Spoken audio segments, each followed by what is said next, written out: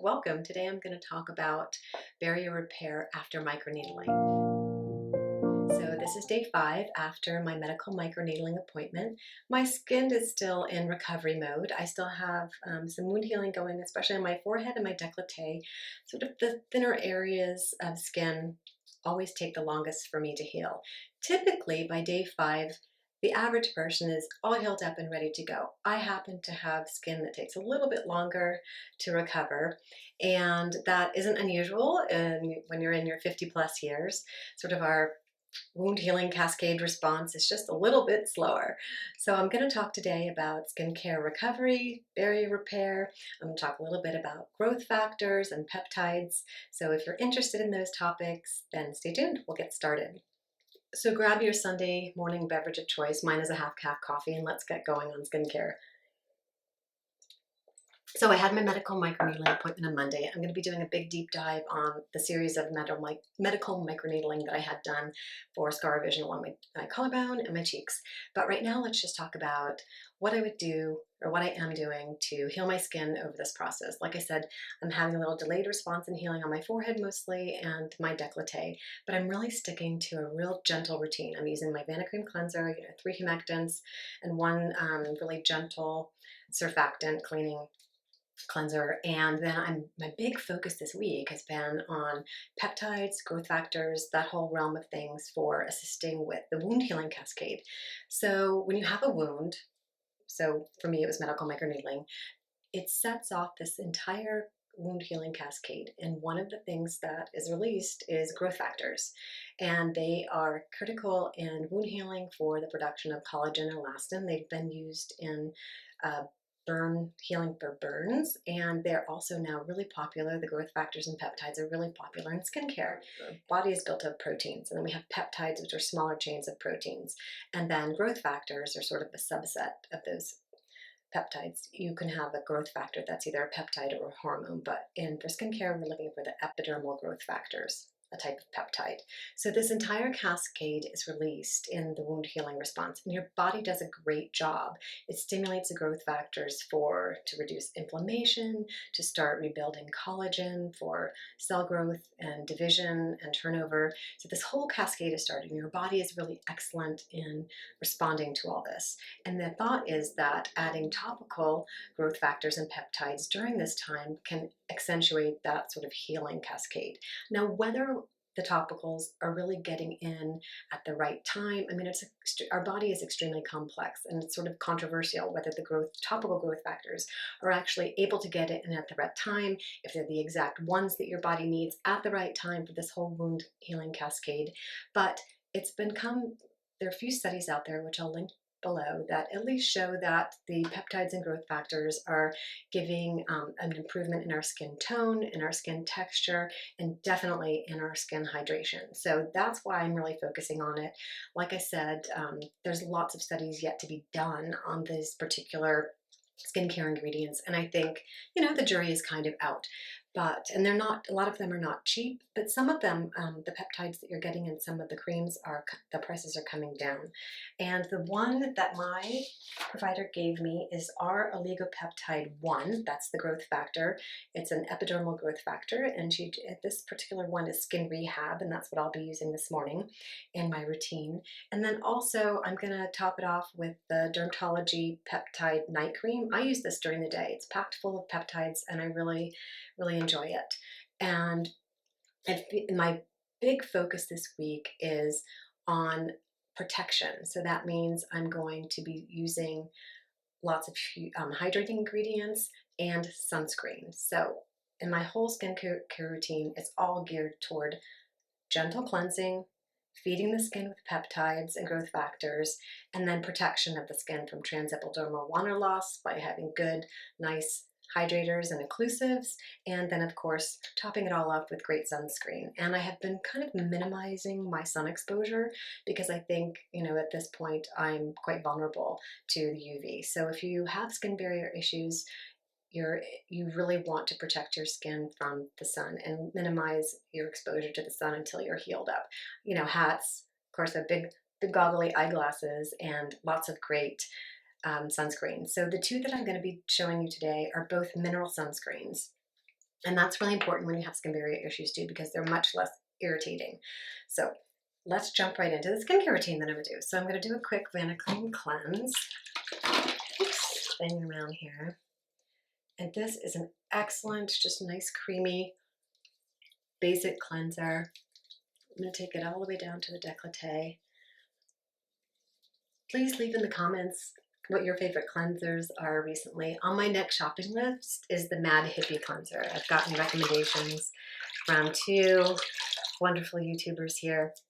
Both Claudia Glows and Tomorrow's Timeless Beauty have recommended that to me, and I trust them both implicitly in their skincare recommendations. So that is definitely next, my next skin cleanser, gentle cleanser that I'm going to be buying. I try not to buy too much at one time because I hate, having like 3 different cleansers, 4 different cleansers that I'm using just sort of open, and I just kind of like to try to keep using one thing at a time and then move on to the next one, kind of reducing waste, etc., etc. So I usually only have maybe 1 or 2 gentle cleansers going at a time, sort of 1 or 2 more active cleansers, and before I purchase another. So after cleansing, I go in with a serum. So this is an epidermal growth factor serum that I was given. It's the RH Oligopeptide 1.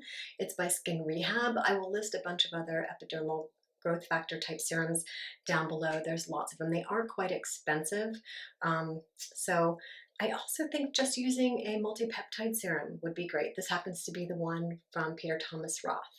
And I think that would be great too if you don't want to invest in a more expensive growth factor type serum. But I have been using both of those on and off. I've been using the Peter Thomas Roth more during my daytime routine, and then the epidermal growth factor at night. So either way is fine. You can kind of alternate between, or you could layer both of them, have your growth factor and your peptide, either way. So then the important thing is to occlude your skin during the day, and I've been using the Dermatology Peptide Night Cream during the day.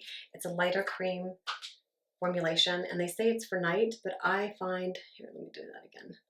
It's a lovely cream formulation. It soaks right into my skin, and my skin just really needs this hydration. It has a bunch of peptides, and it's got some great skin feeding ingredients, peptide ceramides, vitamin E, awesome serum for daytime or nighttime. I absolutely love it.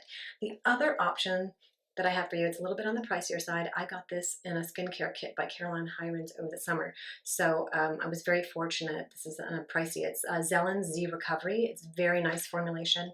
It's a little thicker than or a little more occlusive than the Dermatology. So I find this a little bit better at nighttime. So here's the formulation. It's more of an oily type cream, but it's not super oily. It does go right into the skin, but it's just a little bit more of an oil balm finish at the very end of it. You can kind of tell. And it doesn't sit as nicely under sunscreen, I've found. So that's why I've kind of stuck to using the Z Recovery at night and the Dermatology Peptide during the day. So the next step in my skincare routine has been a mineral sunscreen. So I use the Cicapair. It's called the Tiger Grass Correcting Treatment, and it's wonderful if you have some redness to your skin and you want a little bit of cover up. So it's a mineral sunscreen. It is only SPF 30, so I would probably, if I was actually going out, top it off with my Dr. Dennis Gross physical sunscreen, which is SPF 50. So I would layer sunscreens. I always recommend layering sunscreens when you're going to be going out. If you're just going to be staying indoors, then a 30, and just kind of going like maybe out to empty the trash or whatever. But if you're going to be out for a little while, then you want something, in my opinion, higher than a 30. So I'm going to throw on my serums here. Here's the growth factor serum. It's kind of a gel formulation. And I am going to top it off with the peptide serum just to show you what it looks like. It's just sort of nice. It's a thin serum. Nothing fancy in it except the growth factor, of course. And then here's the PTR peptide serum. This is a little bit of an oilier consistency, and I'm going to put that right over top. And then while I'm letting this soak in, I'm going to throw on my weekend special treat. I do an extended eye routine on the weekends. I typically just take all my skincare up to, my eyes, and I don't bother with an eye cream, but on the weekends I just love to jump into an eye cream. And this week I'm trying the, let's put my glasses on here, sorry. Trader Joe's, it's a hydrating serum, Supreme Hydrating Eye Cream. Now, 90% of the ingredients in this are like fantastic, but there is a little perfume, so if that's irritating, around your eye area, I wouldn't bother. But I have really found this super hydrating. It has tons and tons of awesome hydrating ingredients. And just as I say, when you're doing your eye cream, put it on one finger. I got a little bit more than I would normally use, about a grain, a rice grain amount. Tap together and then right under the eye. And then I've been using these amazing, I'll show you the tin that they come in, Dew eye mask occlusives. They're just little silicone eye masks, reusable eye mask that you can just put right under your eye, and it occludes your product so that it can have some time to soak in. So while you're enjoying your coffee, your eyes can get a little hydration quench. So I've been having really good luck with this combination, but this is just kind of a fun Sunday treat while I indulge in my extended skincare routine and have an extra cup of coffee. So while those sit, I'll show you the sunscreens that I'm going to use today. And I should have said at the beginning of this video, this routine would include no actives, no vitamin C. I guess you could use a lipid vitamin C. I do have the Biossance lipid vitamin C with the tetrahexyldecyl lipid vitamin C, but my skin is, like I said, is a little tender in the forehead and the décolleté. I'm not going to even go there this week. So I'm going to head into my sunscreen. I'm going to use the Cicapair as my first layer. It comes out a little green on the muddy side, but it does some great, I'm not going to get all of it on. I'll have to redo around my eyes, but let me see how it's going on. Yeah, it does some great color correction. Whereas green cancels red. It's kind of a thick formulation. It's kind of pasty and thick, but I'm not going too far this weekend. No beauty, I'm not trying to win any beauty contest, just trying to keep my skin protected while it heals up. So tell me in the comments below what you're up to this weekend. If you dedicate a little bit of extra time on your Sundays for an extended skincare, body care routine. I always think it's nice just to take a few minutes, and this is just a nice way to get some self-care in. So I think that's pretty good for my first layer. You can still see a little bit of redness and scabbing on my forehead, but that kind of gives me, this wouldn't be suitable for all skin tones. Definitely it does leave a bit of a white cast, as does the Dr. Dennis Gross SPF 50 mineral. It's a nice creamy formulation. It does leave a slight cast and flashback.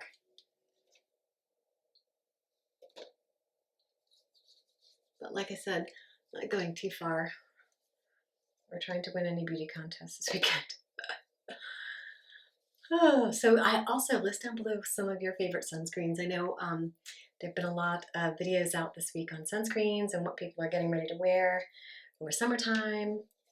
So yeah, list down below if you would like me to do a sunscreen video, I can do that and compare my favorites, or you can list what you've been using.